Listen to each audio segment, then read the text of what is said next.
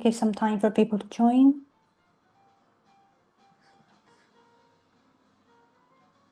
Okay, we're live. Excellent. You even put music. I can play music? Yeah, I think so. All right. I can see your screen. It's good. Oh, good. All right. But people cannot see my screen yet, right? We can. Oh, you can see my screen. Yeah.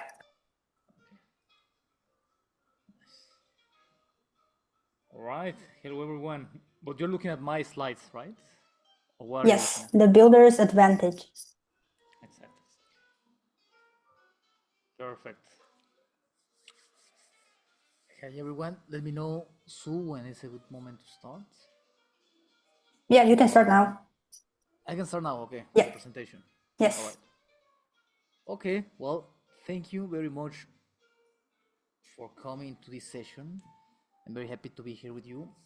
And yes, thank you very much to Toon for setting up everything. And today we're gonna talk about what can we build in Starknet. So we have talked a lot about the technical aspects of Starknet. How can we build with Cairo? How can we build with Starknet?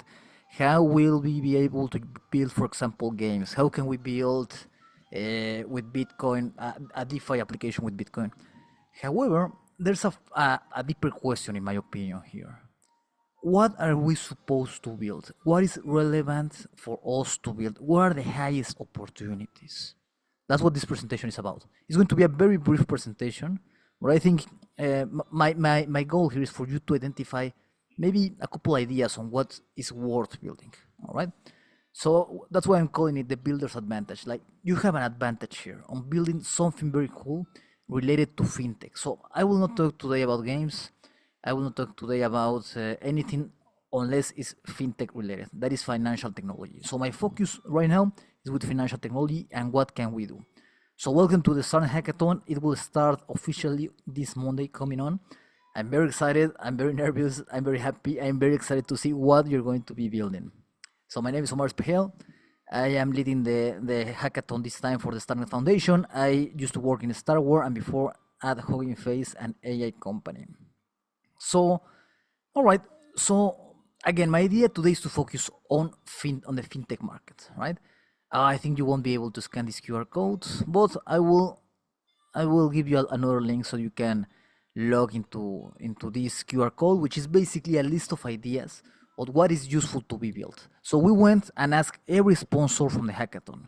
We have 10 different sponsors, and we asked them, every one of them, what are ideas of something cool that you would like to see built on top of Starknet with your technology?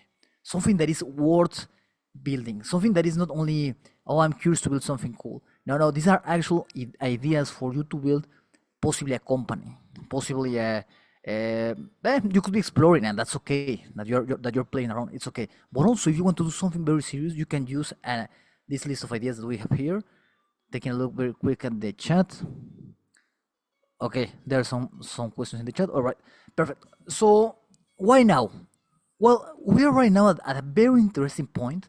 I think not a lot of people are talking about this, but why I'm arguing right now that it's a good moment for you to build a fintech on top of a Starknet or on top of crypto in general, because currently the technology allows to build something that is comparable to the Web2 experience. That is to the experience that you have, for example, logging in into Instagram, logging in into Facebook, logging in into your bank account, which, by the way, is awful. Like when you use a mobile application of a bank, they are awful. So they are not a comparable metric, right? But we want to have the easiness of login of Instagram, for example, right?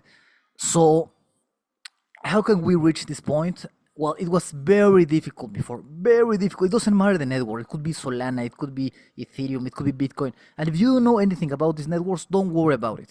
I'm going to explain everything that you need. Don't worry, okay? So for my talk, you don't need to know anything about crypto. The main point here is that before, technically speaking, technologically speaking, it was very, very difficult to be able to imitate the way that you log in into Instagram, but in a crypto application. That is very easy for everyone to use it, right?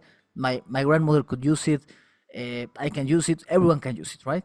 But crypto right now, well, before it was very, very difficult to use, very difficult to use. And right now we have some breakthroughs in the technology that allow us to do this very, very simple. And that's what Starknet has been focusing a lot during the last couple years. How can we make it as easy as possible to imitate the user experience of Web 2, right? What is that? In my opinion, there are three pillars for making crypto accessible to the Web 2 people or people in the street, people, my grandma, for example. Three pillars. The number one is making the network very speed. So I can send a transaction and in less than 1 second, we have a result on the other part, right?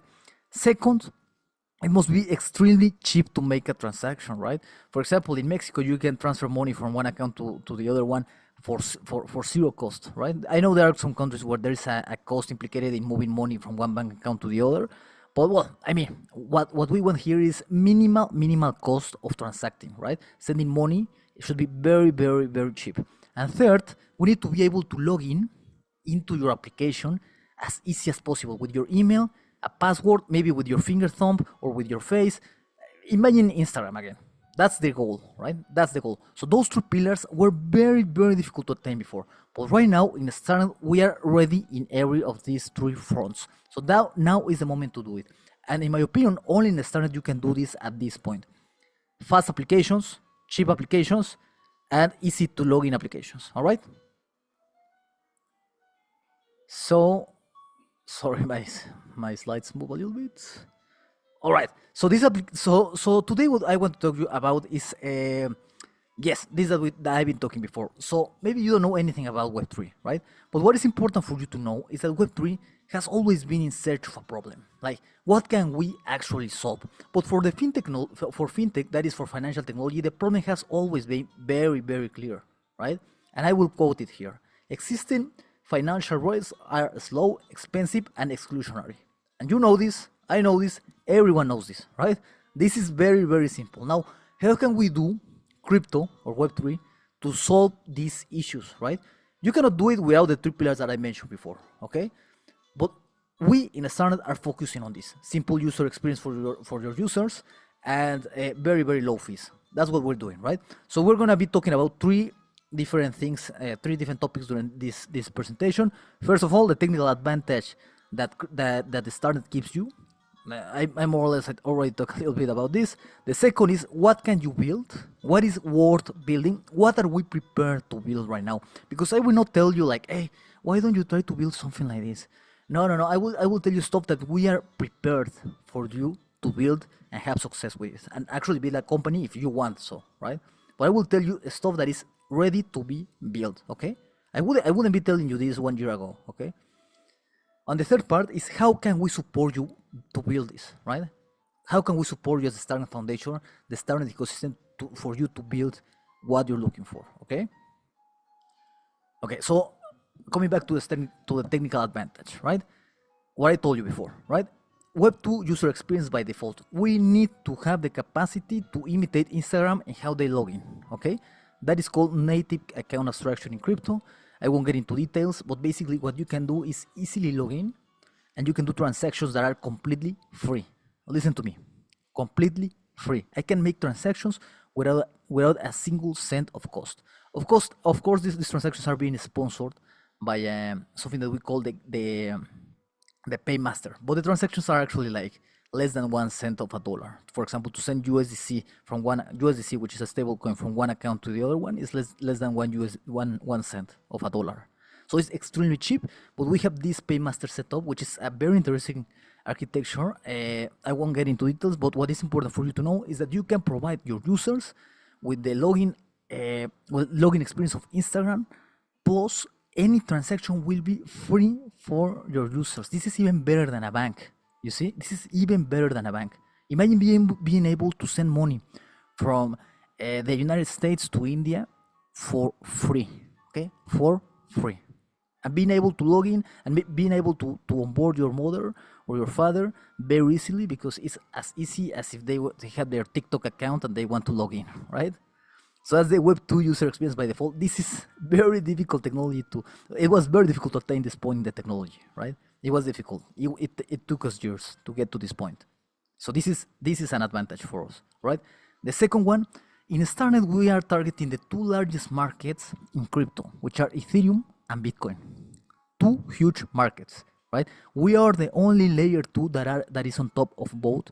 I won't get into details on what is a layer 2. What you need to know is that you can access the Bitcoin markets inside, sorry, you can access the Bitcoin assets inside the Ethereum financial markets, right? So you can provide yield to your users of Bitcoin. So you can do this in Starknet right now, okay? And third is that you have, as I mentioned before, subcent fees that make micropayments and high frequency use very, very practical. Again, transactions are less than 1 cent of a dollar. This is what we're looking for. And again, all of this was very, very, very difficult to attain. But this is what provides us with a technical advantage, right? So Tung, be free. Feel free to interrupt me at any point if you need to. If there's a couple questions, interrupt me. Don't worry. Okay. So now let's go to the part of what to build, right? So we talk about the technical advantage for now. Now, what can we apply this technical advantage to, right? Because technology is not enough. We need at what to build. So what is a high impact industry where we can build? Well, here I created this small plot with a lot of information from different data sources. But what you need to know is that you have two axes, right? Opportunity on the y-axis, and Web 2 familiarity on the x-axis. So for example here, the higher the point is, it means that there's a huge opportunity there to be tapped in, okay? And the more to the right the point is, it's more familiar to Web 2 developers. That is to traditional Web 2, to traditional markets, right? Traditional development. For example, gaming. So developers in Web 2, developers in general, are used to gaming. So they know how to code in gaming. It's very, very similar. They can also create React native applications, so they can use mobile payments, for example, using Stripe or something like that. And they are also very used to cross-border payments and insurance. But Web2 individuals are not that familiar with traditional decentralized finance, let's say Uniswap or something like that, anything that relates to Ethereum. And also, they are not that related to Bitcoin, decentralized finance, right? However, in this case, the upper the point, the bigger the opportunities. For example, here there's a lot of opportunity to tap into Bitcoin decentralized finance, and this is a plot that I got. I need to put some sources here, but I got from very, very relevant sources, right? So Bitcoin DeFi is a huge opportunity for you to tap in, but I understand that you might not be familiar to building with Bitcoin. And that's okay. No one is. This is again, I'm talking to you about the frontier of the technology, the frontier of the development. So building in Bitcoin is something that is relatively new. So there's not a lot of people who is familiar to this. But with the Starknet, you can do it. And my goal here, and the goal in the hackathon, is to provide you with a lot of education, a lot of workshops, mentorship, and everything that you need to build into this Bitcoin DeFi. DeFi means decentralized finance, right?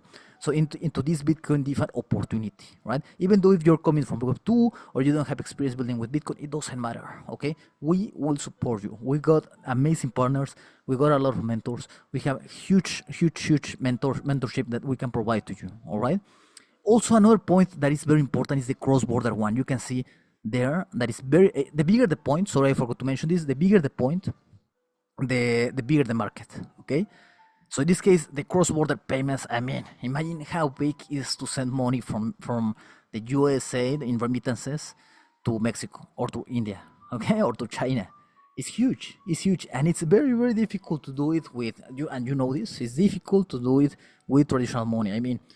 I used to send money to Colombia, for example, and I was using what's the name of this application? It's not even an application. It's you will go to a presential store and give your cash, and they will send the money, but they will charge you basically any exchange rate that they want to charge you. Is something absurd. Like you will lose a lot of money. It's something stupid. Even only thinking about it makes me angry. These guys are awful. The financial services sometimes are awful, honestly. But so that's why, for example, Bitso, a huge exchange in Latin America, is entering a lot, is investing a lot into the remittances market. So you are able to send money from the USA to Mexico, for example, or to Argentina or to Colombia using stable coins, right? So this is a huge market we can tap on. So the cross-border payments, but this is something that you might be already familiar with. So that's even better, right? But still, we have amazing mentors that will help you build whatever you want to build in this cross-border payments initiative. And we have a whole track for Bitcoin. We have a whole track for payments. And then we have also the mobile payments. For example, we can create mobile payments, right? That this is something that you're familiar with too. And we have a whole category, a whole track in the hackathon for you to build with this. So just take a look at this small presentation. By the way, I forgot to mention that I will send you the link to the presentation, so you don't need to. So I have a couple links around the presentation, so you will be able to click on the links. It's mostly are things that you already know, right? Like go to the Telegram, register to the workshops, and so on. But well, you will be able to download this plot and all the slides. So I don't know if we have any questions for now before I go on. Checking the chat. Nothing in the chat so far. Oh, well, they're telling me that I'm going too fast. Sorry, I will try to relax a little bit. It's just that I'm very excited. These topics are very interesting. Thank you very much, Tung. I will speak slowly, right? But yeah, so there's a huge opportunity here on what to build, and our tracks are targeted for this: Bitcoin, payments, mobile applications, digital ID, privacy. We don't have it here, but we also have a tracking privacy and so on, right? So yeah, and we will support you to build whatever you want. Now let's go into more specific what you can build and what will be actually interesting for you to build during this hackathon. Okay, so as we mentioned before in the plot, the number one opportunity is the cross-border payments part. Okay, you remember how it was very big. It's a huge market. So yes, there's a lot of fees whenever you send money from one place to the other one. If you're using, for example, Bitcoin, it's also very expensive to send money. I mean, it's much cheaper than using this. I don't remember the name of these stores where you would give your cash and they will send the money. Or whenever you make a transaction from one bank to another one and the other bank is another country, it's again awful. It's very unpredictable. You don't know exactly how much they will charge you for as a fee, plus the exchange rate that they want to give you. I mean, they don't have limits. They can do whatever they want. They know that you depend on them, right? So it's very useful. It's awful. There's a problem, and we have a solution here, which is the substance fees that I was talking before, the fast finality. So I mean, you will be able to send very extremely. What I'm saying extremely is substance fees, extremely cheap transactions that are very fast, right? So you will be able to use these low-cost payment rails, and also very secure. And we can talk about security later if you want, but we are using the security of Ethereum, amazing cryptography, and Bitcoin to do all this stuff. So we have never failed. We have never had a false transaction since 2021 that we are live in mainnet. So yes, Starknet has always been built with integrity first and security and safety first for the users, and this is true. Okay, and I mean, you can see this is not always the reality for all networks out there. So yes, what are some ideas that you can build with this? For example, WhatsApp integrated remittances bots. You know that this is actually a big thing in developing countries. How can you send money, for example, using WhatsApp from one country to the other? So this is very important because I mean, I don't need to tell you this, but there are people that are more, for them it's much easier to use WhatsApp than using an application. Even though it's a Web2 application and it's very nice and so on, that's not even enough for them. WhatsApp is the way that they go and send money. And again, this is gasless transactions. What does this mean? It means that it's free for your users because you are sponsoring the cost for them. So they will be able to see it as free, right? It's not free, you will pay for it, it's extremely cheap, but still, they will see it as free. So imagine if you tell your clients, hey, you can send money from this country to this other country in USDC, but you won't even notice that it's USDC. Imagine that you can send US dollars, for example, and these US dollars will be sent to a certain account, for example, and then it will arrive as Mexican pesos or Indian rupees to the person that you send the money to, and they won't even notice that they are using crypto. This is the dream, right? So that people don't even notice that we are using crypto behind, okay? Because whenever you're using Amazon Web Services, people don't tell, hey, you're using Amazon Web Services beneath, right? Or Amazon Web Services inside. That is, with all due respect, that is bullshit. That is not what is happening actually, right? So we don't need for your clients to know that they are using crypto. What we want them to know is that they can send money from one country to the other for free, fast and for free and predictable. So I don't know if you're familiar with DólarApp. DólarApp with a single L. It's not with two L's. It's a single L. DólarApp. This application uses USDC and USDT behind. These are stable coins. They use it behind the front end, and people don't even realize that they are using USDC or USDT, and they are able to provide amazing exchange rates. And it's basically a neobank, so it's like having your bank account in there, right? So I deposit Mexican pesos, for example, or European euros, and then I'm able to go to any country and take money from the ATM, and one of their promises is that they always guarantee the best possible exchange rate. It's actually the exchange rate that you find in Google when you search, for example, from what is the exchange rate between between US dollars and euro, for example. They guarantee you that they will give you this exchange rate, and you know that this is very, very difficult, and it's something that is not actually what is happening with other with your bank accounts and fintech applications like Revolut, for example, right? So they do this because they are able to use crypto, okay? So there's a huge opportunity here. Trust me, there's a huge opportunity, and you can do this, and you can become the next DólarApp. DólarApp operates only in Latin America, in some countries of Latin America, and in Spain, as far as I know. But imagine being the DólarApp of Brazil or of Africa, of Nigeria and Kenya, for example. So or of India, right? So this is huge. There's a big opportunity here. And well, you can also create micro lending platforms for gig workers. Imagine that you can, yeah, lend money to grab a motorist, right? Or Rappi in Latin America, or Uber Eats, for example, and provide them. This is an actual business model in fintech that as far as I know, there's a couple already funded companies on this part of on this sector by, for example, Y Combinator, right? Micro lending platforms. But how can we improve this with crypto? What can you do with extremely low fees, and fast transactions? What can you do? Imagine. What can you optimize? Okay. So this is opportunity number one. Opportunity number two that I want to talk about. We will talk about 5 opportunities, and I put the opportunities in order of relevance according to data, right? So number one was payments. This is in order of relevance. Number two is Bitcoin DeFi. So we got a lot of money, more than almost $2 trillion in idle capital. What does this mean? Is that this money is not generating anything for the users.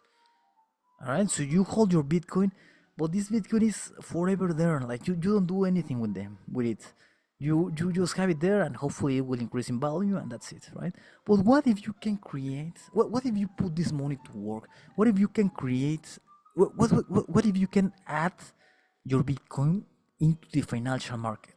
What does this mean? It means that what if I can use this Bitcoin as a collateral and then ask for a loan, US dollars loan, using this BTC.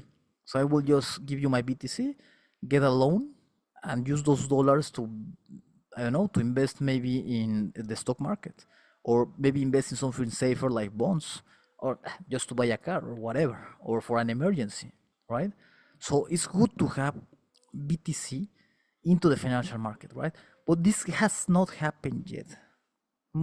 Most of these, look at that, almost $2 trillion are idle in there, waiting for something that is secure to build something that they can trust. Okay, so that's what we have in Starknet. We're using a multi-chain bridge. We're using a couple already multi-chain bridges. One of them is one of the sponsors of the hackathon, Atomic. So you can move BTC into the decentralized finance ecosystem of Ethereum, right? So you can do what I mentioned before.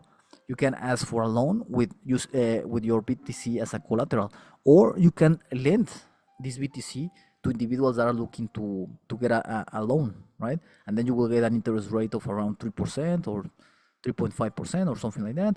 Or with the Starknet, you can leave that BTC and use it to secure. I won't get into details, but you can stake or basically leave that BTC to secure the Starknet network, and you will receive around 3%, 3.5%, something like that, or as annual return, which is much better than zero, right?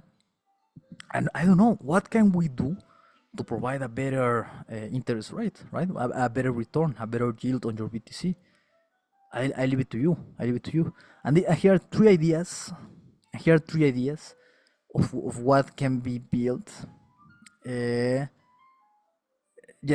So here, so I was looking at the chat. Here are three ideas on what could be interesting for you to build, and these were ideas by the sponsors. So these are actual possible companies, right? If you wish to go on with this, or just try playing a little bit around. Well, I mean, if you want to be rich, just joking, but I mean, these are opportunities, right? So one-click Bitcoin yield optimizer, routine to audited Starknet protocols. Yes, so basically you leave your Bitcoin there, and with a single click, it will find the best interest rate for you to earn money with your Bitcoin. Looking at the different opportunities in the Starknet protocol, that will be interesting, right? Bitcoin native lending platform. What I mentioned: leave your BTC as collateral and ask for and borrow money, or lend money, lend your BTC, right, and get some interest rate from people that are willing to borrow that BTC. Or a BTC-backed stablecoin with Lightning Network integration for payments. Oh my God, this sounds interesting, right? I won't get into details. I'm not an expert in this particular part, but I mean, you can go, and unfortunately, you're not able to scan these QR codes. It's a shame. It is too big. But I will send you through the chat in a couple minutes the link to this, or you can go also to my X account, my Twitter account. I will also give it to you in a second, and there you will find a list of ideas that are proposed by the sponsors, and a guide on how to build them, like what tooling that you can use to build these different ideas, which include all the ideas that I'm mentioning here. So all these ideas that I'm mentioning here, I didn't create them out of nothing, right? They are ideas that we got from our sponsors, from experts, what is worth building, okay? Now, opportunity 3. As I mentioned before, I'm going from top priority to the lowest priority. But still, I mean, those are opportunity. An opportunity is an opportunity, right? So this is opportunity number 3, mobile first DeFi. That is mobile first decentralized finance. And so, well, you know this already. There's a huge market for mobile applications, okay? However, most of the decentralized finance is happening on the desktop. In the cell phone, you use your wallet, for example, and then go into the browser inside the wallet, and then you log in with your wallet. But I mean, it's awful. It's awful. So we need to be able to provide all these, all the users in the world that are mostly using mobile. And you know this in the emerging markets, actually all over the world, in whatever market, mobile. Most people use their mobile phones mostly, right? So, for example, how do you send money from one account to the other, for example, using your bank account? I would say a fair amount of people mostly use their cell phone to do this, right? So we need DeFi first applications, right? And you can do this again using the technological advantage that I mentioned before that Starknet provides, right? It's called account abstraction, but I won't get into details with that. You don't even need to know about this. This is the technology behind, but you can use it leveraging some APIs that are ready for you to use, right? Some packages, some JavaScript packages are already available for you. You won't even notice what is behind. More behind, there's a lot of technology. but you can create what we call embedded wallets, which is wallets that you can insert your application, and the individual, and again, my goal here, and with all these applications, practically, except for the Bitcoin one, but for the payments and this mobile first DeFi, it would be a nice goal for your users not even to notice that they are using crypto, right? That's why what we call an embedded wallet, a wallet that you don't even notice that it's there. This is what we want, okay? And we also can log in with biometrics, which again is a good practice for security, and it's something that you use for yourself, for example, or for your bank account also with your face or your fingertip. So yeah, so there's here a couple ideas on this part. Mobile savings app, all right. Peer-to-peer payment system, use QR codes and gasless transactions, all right, and micro investment platform for emerging markets. Okay. Interesting. We can create this stuff, right? We can create this stuff. Again, go to the list of applications. Sorry, the list of ideas that I wrote, so you can take a look. Opportunity number 4: AI-powered financial services. This is also interesting. For example, an AI portfolio manager that rebalances the user funds based on market signals, automated yield farming optimizer, and conversational trading interface. Okay, this is interesting also. So AI agents cannot securely interact with financial protocols or manage funds on chain, but with Starknet you can do this. You can do this thanks again to account abstraction. So yeah, get your AI manager to manage your money, right? This is what we have here, and it's also interesting. It's something very interesting. Opportunity number 4, and finally, opportunity number 5: identity and compliance. Right. So there's a huge market again, also in the digital identity market. So the issue here is that centralized identity creates privacy risk, and with the Starknet well, something that we have in the hackathon is a privacy track, right?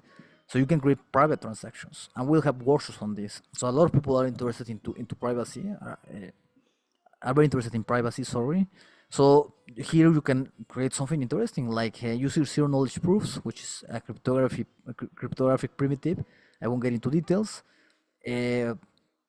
For you to yes, prove that you are this individual that you are saying that you are, right? So KYC, but keeping it private.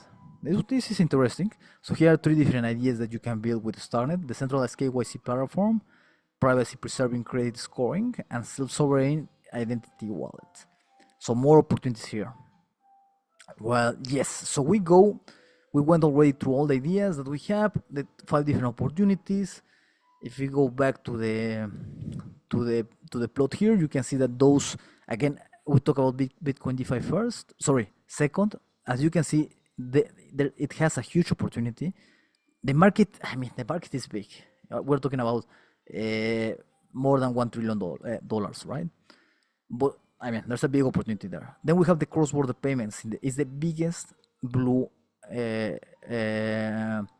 bubble, and you can see it's also there, right? So here you have it. There's a lot of opportunities for you to build. We already gave you some ideas. However, our minds are limited to our experiences, right? So you might have, I'm sure that you have better ideas in mind. So build whatever you want. You don't necessarily need to listen to the sponsors. Just surprise them. Surprise them with something that you have in mind, right? And I also want to tell you that it doesn't matter if you don't win, okay? It doesn't matter if you don't win the hackathon. It's okay. It's okay. There's more to it in this than in the hackathon, right? And that is this: the founder support ecosystem of the Starknet Foundation. So even if you don't win during the hackathon, you have a lot of opportunities going on for you. Let me try to make some zooming here.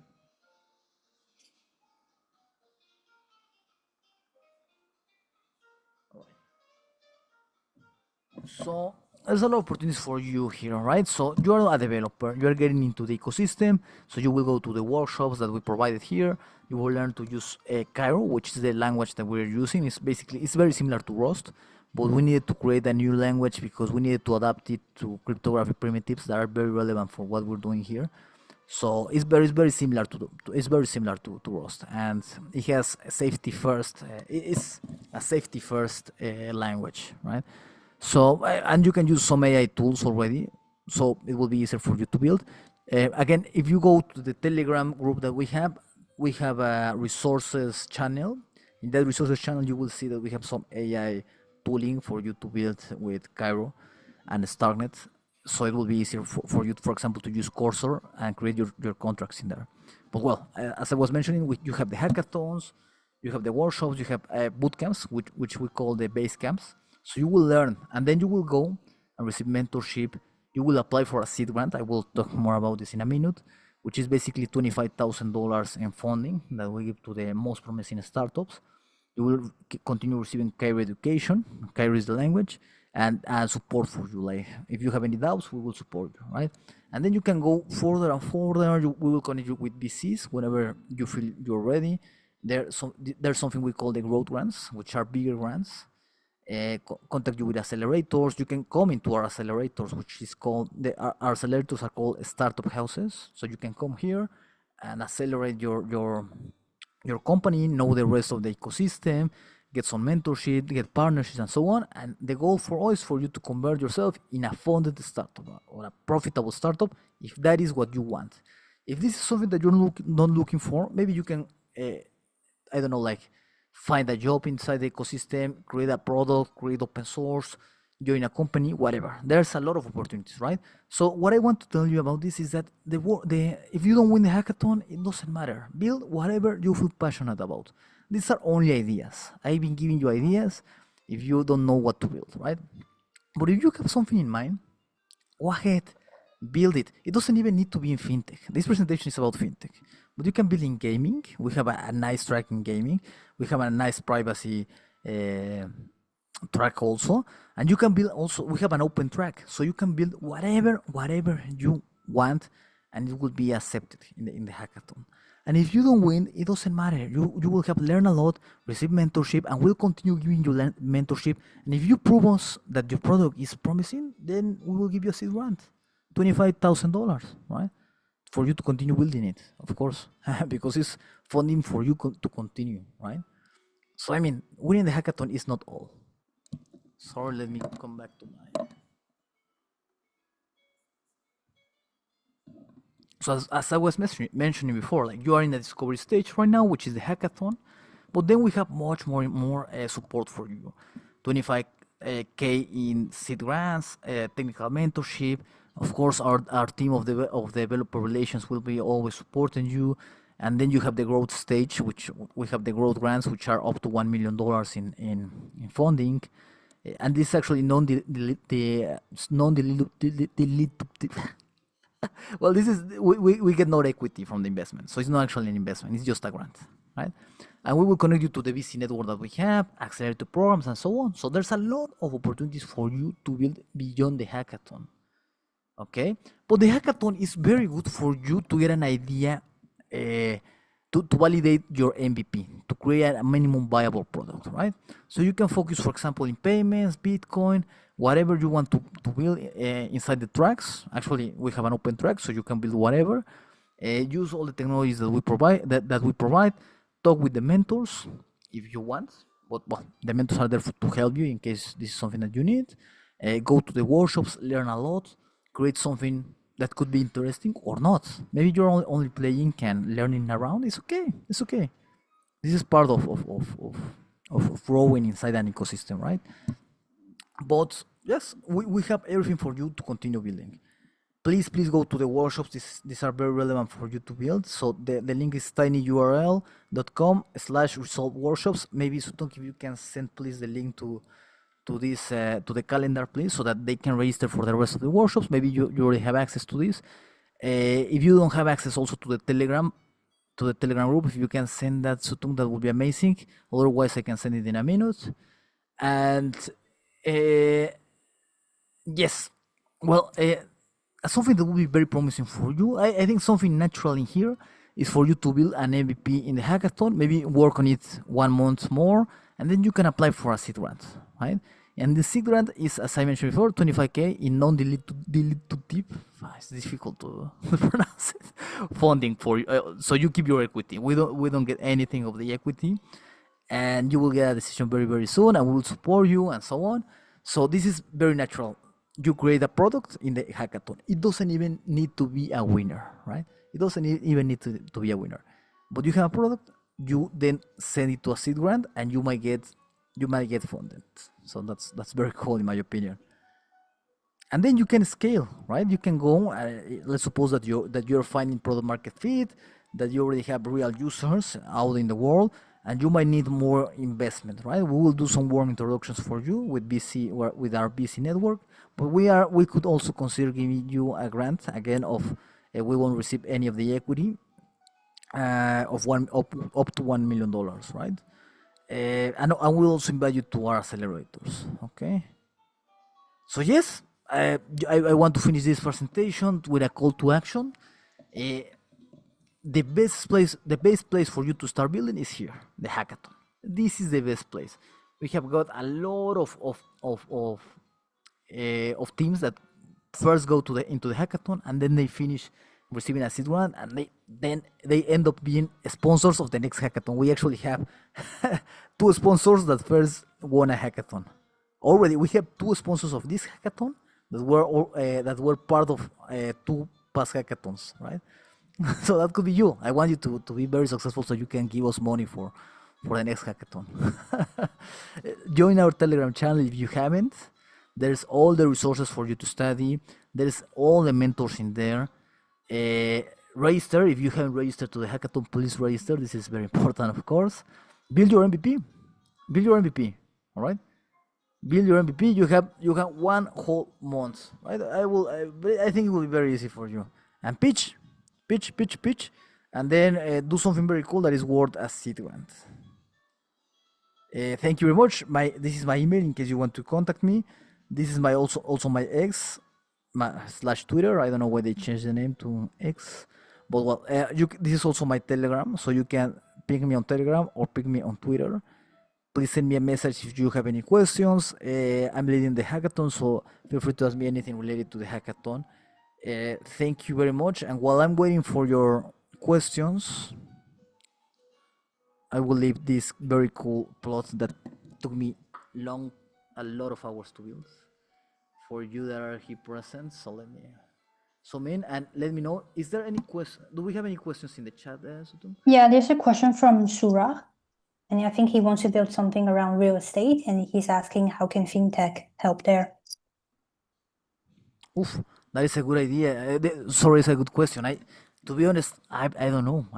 Well, I have a very good idea. Yes, I have a very good idea. It's something that we already have in different markets. It's something called it's not crowdfunding, but it's whenever you have several individuals. So, for example, let's talk about the Mexican case. So there's a company called 100 ladrillos. Let me write it in the chat here, and maybe you can broadcast it, Sutung. But basically, it's a fintech. It's a fintech that has experts to buy. To buy.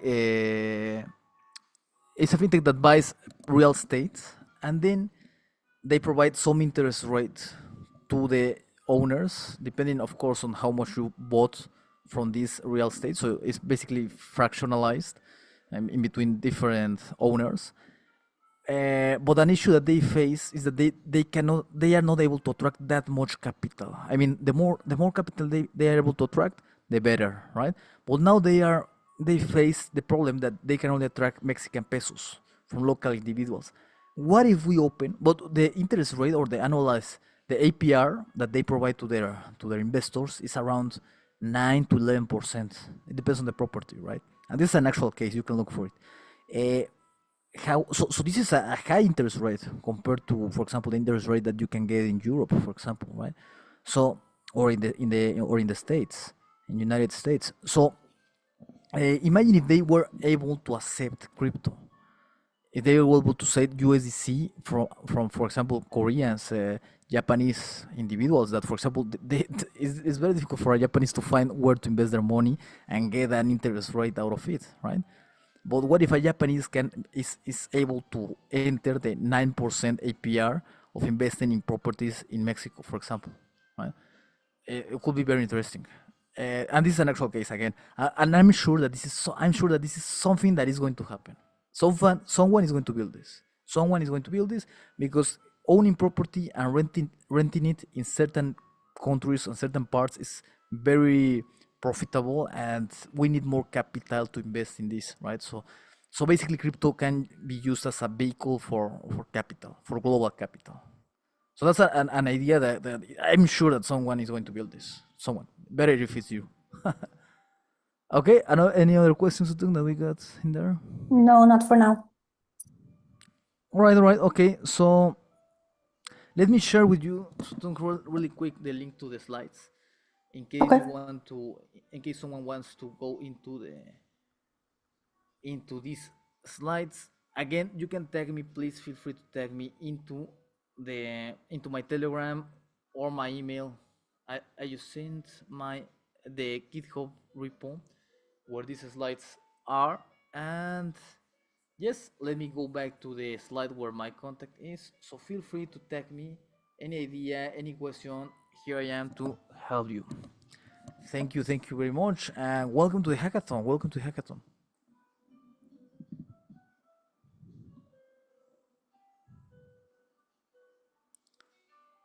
Right, I feel like at the end of at the end of Toy Story where they finish like and the little dolls are saying bye. Yeah, let's wait for a bit to see if we have any questions. Yeah, there's a question from an anonymous attendee who's asking about an idea of crowdfunding platform.